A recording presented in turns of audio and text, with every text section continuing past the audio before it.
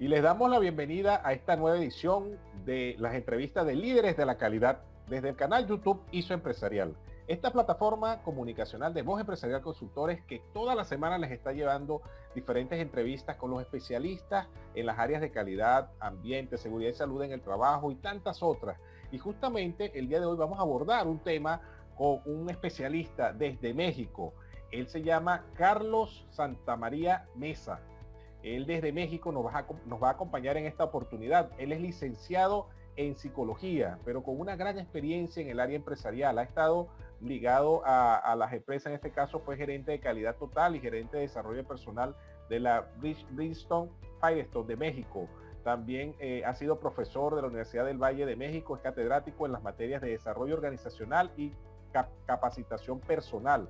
Es especialista y en eso lo hace actualmente con su unidad consultora, su empresa de consultoría en las normas relativas a SMETA, STPS, además de todo lo que tiene que ver con asesoría en la capacitación y desarrollo organizacional en sistemas de calidad ambiental y responsabilidad social, entre otros temas. Y él nos va a estar conversando de un tema bien interesante que tiene que ver con todo el desarrollo de las organizaciones, de las personas que lo impacta y tiene que ver con los factores de riesgo psicosociales, un tema vinculado normalmente al tema de la seguridad y salud en el trabajo, pero que además hay una norma técnica especial que se ha generado en México. Y bueno, vamos a escucharlo cómo todo este tema influye en las personas, en el desempeño de las personas, de las organizaciones y de las economías en los países. Así que bienvenido, amigo Carlos Santamaría Mesa, a este canal ISO Empresarial.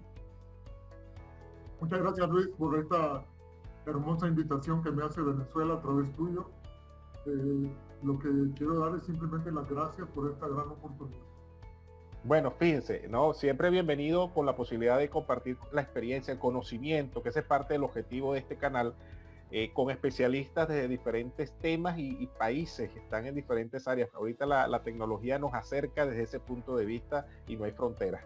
Así que vamos a hablar de esto, por qué el tema de los factores de riesgo psicosociales nos puede afectar en el desempeño personal, en el desempeño empresarial o en la organización donde trabajemos y también en las economías. Muy bien, el tema es apasionante de entrada y yo quisiera irme un poquito a los antecedentes, de dónde se empieza a hablar de los factores de riesgos psicosociales. Como toda la audiencia tuya seguramente sabe, y los que no lo van a saber, la Organización Internacional del Trabajo, esta organización pegada con la Organización Mundial de la Salud, han venido haciendo estadísticas con respecto a los días perdidos laborables por problemas que tienen que ver ya no solamente por los accidentes físicos, sino los problemas emocionales. Léanse depresiones, ansiedades, angustias y demás. Y las estadísticas empiezan a surgir. Entonces, tanto la OMS como la OIT en el 87, imagínate ya un poquito de años, empiezan a hacer el llamado a los países y a las organizaciones, centros de trabajo de los países, que volteen a este lado humano. Todos podemos decir que cuando en las organizaciones hace muchos años se hablaba del factor humano, era como hablar allá arriba. Había que producir y las máquinas de la producción y la gente tenía que hacerlo. Pero ahora el mundo está volteando hacia ese ser humano. De manera que la economía va pegada con este factor psicosocial. Esos son los antecedentes. Así es, fíjense que es importante con esos ejemplos que usted acaba de dar, que sobre todo, además, que ha venido creciendo con esas estadísticas que usted está diciendo, además con este tema de la, vamos a decir, de las medidas sanitarias que se han tomado por la pandemia del COVID-19, también acrecentó eso desde el punto de vista del trabajo en casa o de la pérdida de trabajo o de otros factores y realidades que se están viviendo, ¿no? Así es. Sí, efectivamente. La verdad es que no sé si quieres que empecemos a entrarnos en esta norma mexicana oficial legislada. Es correcto. No, y es correcto, y es bueno verlo desde esa perspectiva de que ya se está normando y de que ya es un mecanismo justamente para que las organizaciones empiecen a tomarlo en cuenta, porque va a ayudarles a mejorar esta condición para la salud de las personas primeramente y por supuesto para el desempeño de las organizaciones. Iniciemos con ello. Perfecto. Bueno, México en el año 2018 mete esta norma oficial mexicana que se llama Norma Oficial Mexicana 035 sobre factores de riesgo psicosocial, prevención. Y México dice, un año después va a salir ya oficial en el diario oficial de la Federación Mexicana, que es el periódico, digamos, oficial del país, en donde se dan a conocer iniciativas de ley, nuevas leyes, nuevos cambios a nivel del país. Y esta norma surge en el 23 de octubre del año pasado. Y la instrucción es, todas las empresas del país, todos los giros en donde alberguen trabajadores y trabajadoras, van a ser sometidas a esta norma, en donde se le exige al patrón que identifique factores de riesgo sociales, psicosociales, que afecten el trabajo y a la persona. Entonces todo esto ha venido a ser un boom en México, porque han salido colegas, y la verdad no quiero profundizar mucho en ese tema, pero han aprovechado el momento, y a mí me parece esto muy desagradable, porque la norma en sí, si usted la lee, Luis, es una norma que cuando yo la leí por primera vez en el año pasado, por ahí de marzo, yo no sabía nada, yo hasta marzo del año pasado me entero, la empiezo a leer la primera vez, y con la experiencia que tengo de viso, encuentro algo que me interesó, la volví a leer, y le encontraba cosas a esa norma y dije, hombre, esto es lo que yo anduve buscando años atrás en las empresas, algo que ligara a las personas con la productividad, pero desde el punto de vista de la persona. Y lo empecé a leer más. Como toda norma, tú lo sabes, Luis, tiene sus lagunitas, ¿verdad? Interpretaciones y cosas, pero es clara.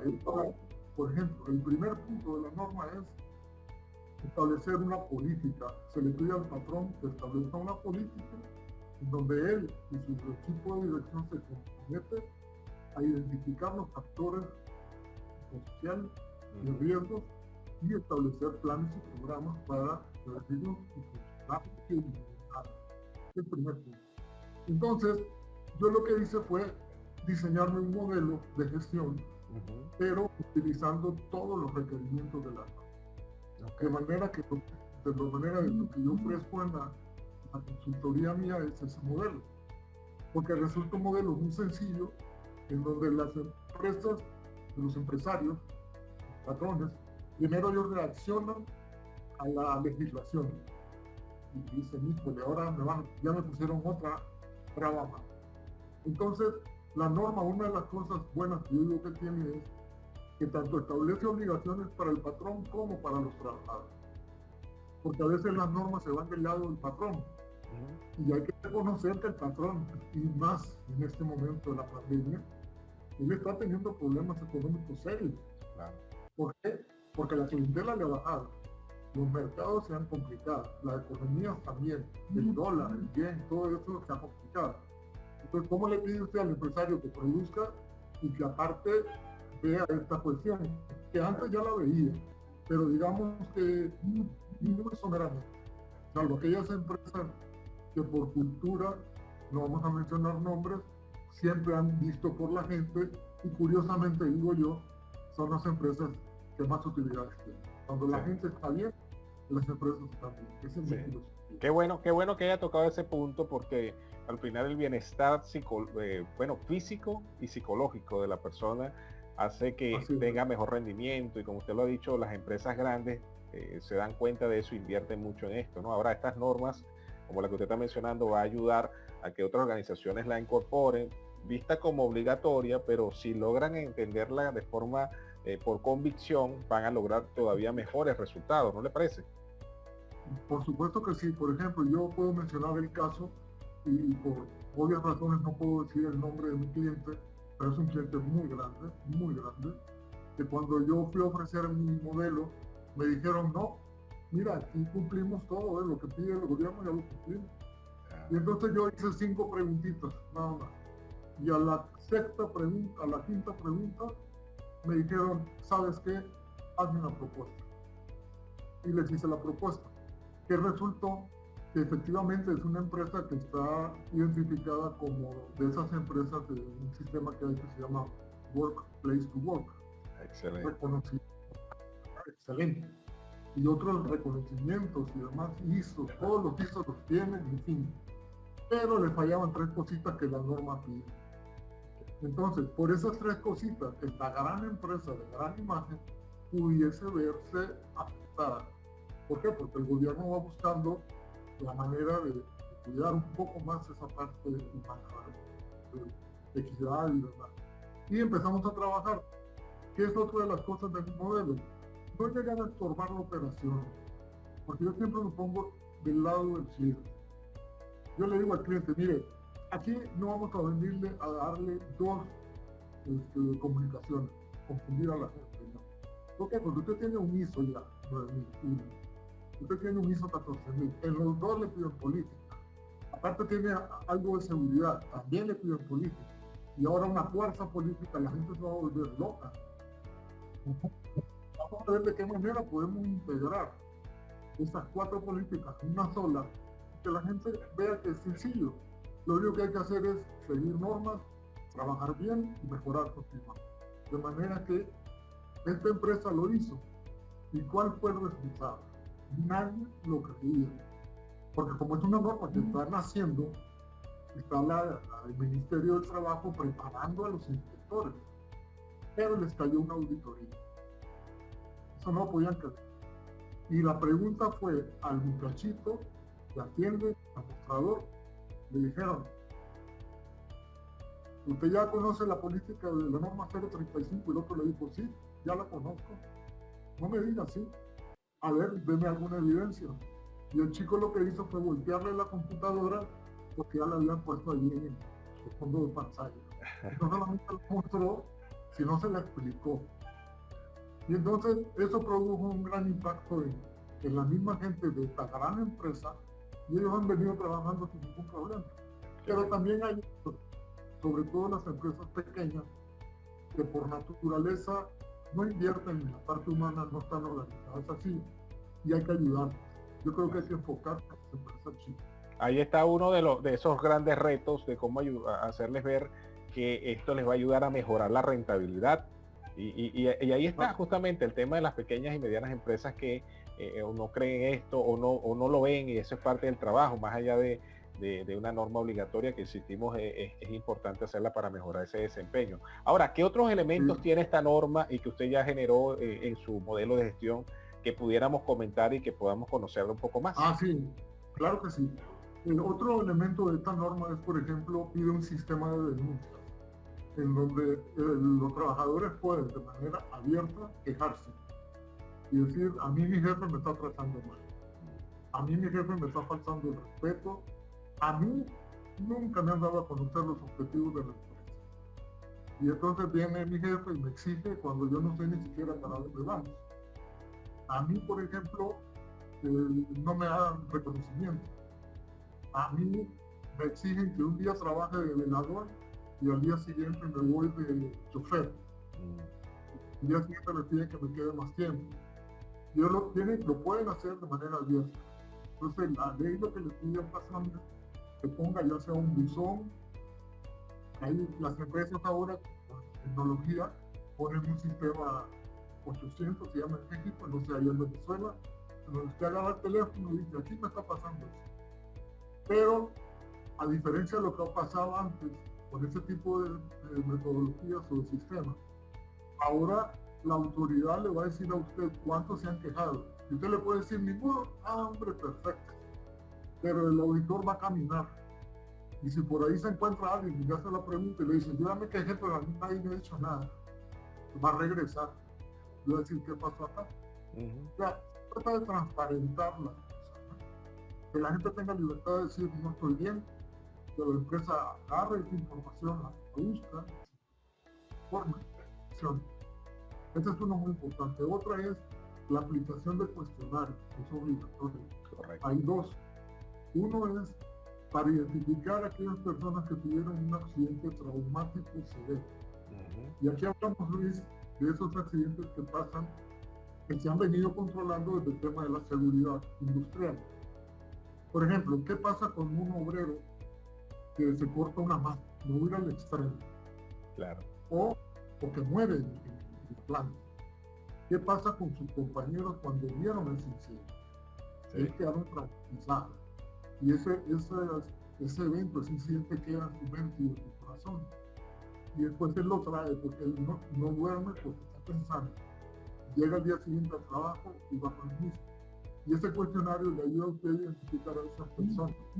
Pero la norma es muy clara. No le dice alguna vez en la vida que tú viste eso, no. El mes anterior al que surgió el año. Lo centraliza, ¿verdad? Claro. Entonces, este cuestionario es muy importante y obliga a la empresa, cuando yo digo obliga, se oye feo, pero es, digamos que le pide a la empresa que una vez que identifique a esa persona, lo canalice a una institución del gobierno. No le dice que pague una consulta y que invierta. Hay empresas que sí lo hacen y eso es precioso. Hay empresas, por ejemplo, que ponen a un psicóloga, que va cada 15 días, una vez al mes, y la gente hace su programa de cita.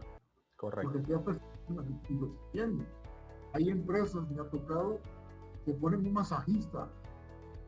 A la gente que está estresada le dan su masaje y tranquilo. Y el otro cuestionario es bien interesante porque es el que identifica los factores de riesgo psicosocial. Tiene una serie de áreas en donde dice, habla de liderazgo, habla de comunicación, habla de cargas de trabajo, de jornadas de trabajo, de reconocimiento y de pertenencia.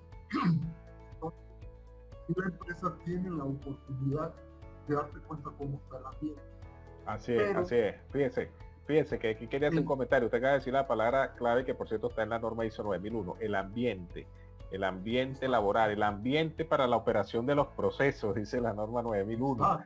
¿Qué es eso? El clima, la comunicación, las interrelaciones, la conflictividad o no. Y qué bien que este tipo de normas, fíjense, una empresa que está certificada ISO 9001, dice, bueno, mira, más bien esto me ayuda a precisar más la manera de yo de generar un mejor ambiente de trabajo y además que tenga otras estrategias, porque pueden haber otras estrategias ya desde el punto de vista de generar pertenencia, como usted muy bien lo acaba de decir.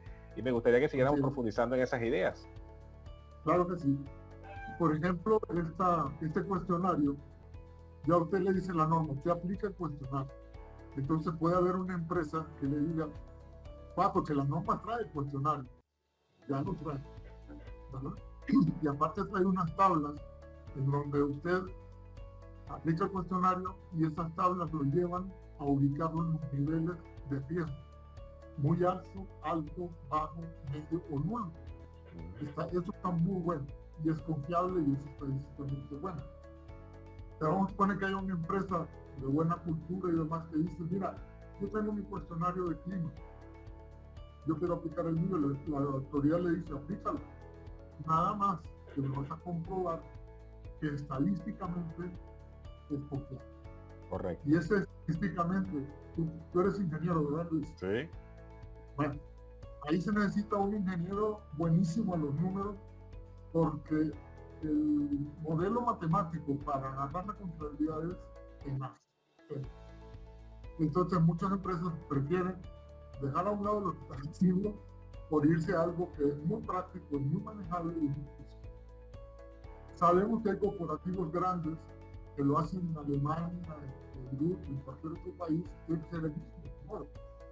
Pero yo lo que recomiendo es que se sumen esas cosas y que se vea cómo la gente no confundirla con 3 cuestionarios que hablan de lo mismo. Y eso a veces tiene que ver mucho en la mente del empresario, del director general. Sí, ahí vienen las estrategias de cómo hacerlo práctico, de hacerlo viable. Y qué bueno que usted esté mencionando este caso, porque a veces justamente las organizaciones se trancan pensando nada más en el requisito y no en la forma como esto se puede implementar de manera sencilla, práctica, viable y que nos ayude, porque ese es siempre el gran dilema de las organizaciones cuando están trabajando con normas, con buenas prácticas. Y en ese sentido yo creo que esta norma, como usted lo dice, viene a ser un elemento importante que a lo mejor, no sé si solamente es México, hay algunos otros países también, quizás Colombia, que han venido implementando cosas Exacto. parecidas, sin embargo en algunos otros países sigue quedando ese vacío porque no hay un requisito de este tipo. Así es. Ahora, otra cosa buenísima de la norma es que una vez que usted aplica los cuestionarios y tiene sus resultados, se viene el plan de acción. Le dice, ya encontraste cómo está, ahora qué vas a hacer. Y ahí lo que mi modelo hace es, recomienda que se trabaje con un equipo interfuncional. De manera que los que somos de recursos humanos, que hemos trabajado en recursos humanos, podemos atestiguar que en la venida de los sistemas de cambio, ISO y demás, a los que van es a recursos humanos o a calidad. Y son los departamentos que se hacen cargo del paquete. Y los otros son como entran y salen. Entonces, yo lo que recomiendo es un representante de cada proceso de la empresa, ¿sí?, para que esté vigilando en su parte que las cosas funcionen, pero que no se le cargue la mano de una sola proceso. Entonces, esto lo que ha generado es consistencia y compromiso. Y el director general, el CEO, los directores están contentos porque ven a su gente que la comunicación fluye. Porque a veces dicen, no es porque un humano no me avisó, es que la comunicación no. Y todos tienen tela que les toca. Eso es muy bueno. Así es, así es. Qué bueno que esto está surgiendo y creo que este tema de los factores de riesgo psicosociales va a seguir fortaleciéndose y no tenerle miedo, porque a veces la palabra psicosocial o psicológico se asocia a otro tipo de situaciones, y a mí me gustaría que quizás para ir precisando algunas cosas pudiéramos verlo en la práctica, algunos otros ejemplos y cómo verdaderamente esto nos ayuda y cómo impacta en, como lo hemos dicho, en la economía, en la persona, en el desempeño de las organizaciones. Sí, me gustaría mencionar un caso, por ejemplo, un caso de éxito que considero, que es una empresa en donde en enero no había pandemia. Bueno, ya había en China, pero en México todavía en otros países ya no se declaraba, ¿no? Y esta empresa tenía un nivel de desperdicio de 2.7 del producto que hacía. Empezamos a trabajar con una metodología Kaizen y resulta que para la primera semana de marzo el índice de crack andaba ya por el 1.7. Entonces, bueno, estaba feliz. Y los obreros estaban felices porque nunca les habían dicho que ellos podían generar ideas. Y con la metodología Kaizen y la ayuda de ideas y el Gemba y todo eso, ellos empezaron a involucrarse. Llega COVID y se paran las máquinas. ¿Por qué? Porque se cierran, empieza la cuestión de los contagios, esto y lo otro. Sin embargo, esta empresa fue considerada esencial. ¿Por qué? Porque estaba dentro de la cadena de suministro de la alimentación. Y no sé en Venezuela cómo se llamó eso, pero en México todas las empresas que tenían que ver con salud, alimentación, fueron consideradas, se les dio permiso pues para operar. De manera que para mayo, principios de junio, la gente seguía operando. Nosotros, por cuestiones de seguir las instrucciones de salud y la de seguir, no podíamos ir tan seguido por el niño. Y entonces el dueño me habla y me dice, ve, la gente ya cayó, ya no están comprometidos. Y a mí lo que me ocurrió decirle, le digo, ¿y por qué crees que te pasa eso? Y dice, pues que no sé, pero es que la gente estaba bien y de repente ya no. Y dije, ¿sabes que puede ser un factor? El miedo. Ellos son seres humanos. Y en el mundo hoy, en chats, en Twitter, en Instagram, en lo que quieras, se habla de que ya murieron tantos, que ya se contagiaron tantos, que tal país vamos arriba, que murió. Es una cosa impresionante. Esta gente está muriendo. Esta gente tiene que tomar transporte colectivo, tiene que tomar metro, dejan su familia, vienen a trabajar. Hay que preguntarle cómo se siente. Nada más. El hombre accedió, lo hicimos. ¿Qué pasó, Luis? Lo primero que la gente dijo, tengo miedo. Un caso que me impactó, porque este chico dijo, yo acabo de dejar a mi niña de 6 meses y no sé si regreso y la voy a contagiar. Para mí eso fue impactante. Porque yo me puse del lado de él y dije, cuando este hombre está en una máquina, él no está pensando en la máquina, él está pensando en su niño y en él. Y tiene que cuidarse porque la máquina le puede machucar a ustedes, ¿no? Además. Entonces, cuando ellos pasan por ese proceso emocional de la elección, hoy, octubre, el índice de trato está en punto 8. Y esto, para mí ese es un dato evidente de que cuando uno trabaja con la gente y su opción, puede lograr extraordinarios resultados. Qué bueno. Sin descuidar el proceso. Qué bueno, así es, y integrando y viéndolo en los resultados operativos y resultados reales y al final de cuentas en la calidad de vida de las personas y de la organización. Un tema súper interesante, amigo Carlos Santamaría. Me gustaría que para las personas que van a estar viendo esta entrevista, ¿cuáles son sus datos de contactos que puedan profundizar cualquier persona que quiera escribirlo, llamarle? Claro que sí. Mi correo electrónico es cdecarlossantamaría, todo junto, @alcanzamejoracontinua.com.es. Y el teléfono es, se pone el signo de más, 521 442 721 0029. Estamos a tus órdenes, nos encanta compartir, de verdad, porque en el compartir aprendemos. Así es. Totalmente, totalmente. Y me gustaría que de esta conversación que tuvimos hoy, siempre yo le pido a mis invitados un mensaje final o una conclusión final de todo lo que fue el tema abordado en la entrevista. Yo lo voy a cerrar, Luis, con una frase que para mí es una frase que engloba mucho, mucho. Que dice así: con la gente todo, sin la gente nada. Excelente, qué bueno. La gente es la que hace las organizaciones. A mí me encanta una frase que dice que la calidad, la calidad de los resultados es la calidad de las personas. Entonces, al final, si tenemos bueno control de todos estos sistemas o riesgos psicosociales, vamos a tener mejores resultados y así como eso, muchas otras buenas prácticas. Muchísimas gracias, señor Carlos. De nada, Luis. Un placer. Hasta luego. Hasta luego.